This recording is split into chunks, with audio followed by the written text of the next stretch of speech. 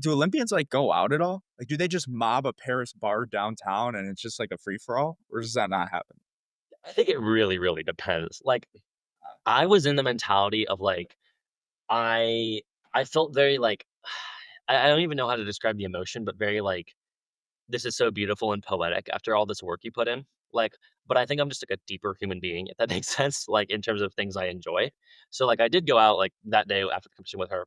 I did then so there's that was the day of the competition. Then it was a full media day from, like, 9 a.m. to, like, 7 p.m. We were out doing media stuff, like getting photos taken, interviews, stuff like that, like commercial connections, all that type of stuff. Like, they really give their medalists the best effort to, like, capitalize on that, and when the next games rolls around, like, you can make a lot more money and have better connections for that. So, like, I really put a lot of effort into that. Um, but after that day, which I don't know if I should say this publicly, but whatever. I wanted to you do get a bottle of Moet. Like, it was like a big bottle of, like, the fancy What? champagne. Like, Oh, like yeah, champagne. the LVMH, like, the brand, Louis Vuitton, Moet, and Hennessy. Like, it's a big bottle of champagne they give to all the medalists. Yeah, And I had this playlist I made, and it was I wanted to listen to this playlist. I just called it "Et Après," so, like, after the Olympics, and afterward. A lot of cool songs that, like, kinda I was talking about earlier in the podcast, the music, that I wanted to listen to. So, put that on and just drank this whole bottle of champagne, and that's it lit. hits you really hard when you just drink over and over a bunch of champagne. Like, it hits you really quick, and I was just like I enjoyed, like, the first 20 minutes. I was like, "Man, this is not for me." Like, this is like, again, like, 'cause also, like, I didn't drink, like, almost at all, like, before that. Like, as a Oh high my god. schooler, I'm staying away from it. I'm trying to be focused, and then, like, I was almost only 18, so I'm barely legal in Europe. Yeah. Uh, and I had this champagne. It's like, "My god, I'm drunk." Dude, And yeah, yeah, okay, first of all, champagne and, like, prosecco. I went on a prosecco cruise, unlimited. Bro, that it stuff hits you. just It hits you. oh, I've even yeah, so even funnier story, that same day, there was some foreshadowing. So Grant Holloway, he's a 110 hurdler gold medalist, really cool dude.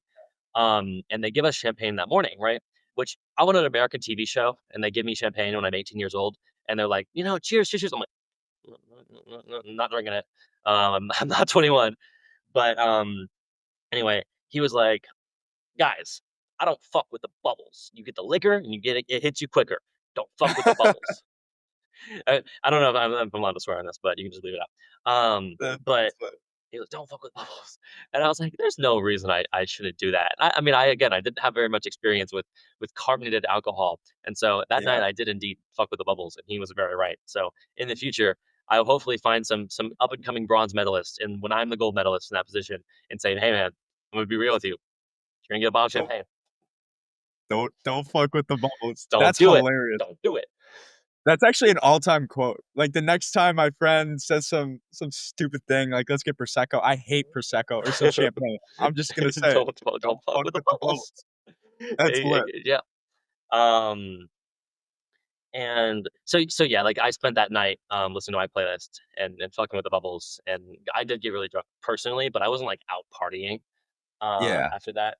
And then there was a day afterward, and also, like, after that, I was so sleep deprived because I did that, like, slept, like, 3 hours because then the other round for the other climbing was that day, and I was like, "Okay, I have yeah. to go watch this." So I had, like, no sleep, and then watched that day, and then that was the day of the closing ceremony.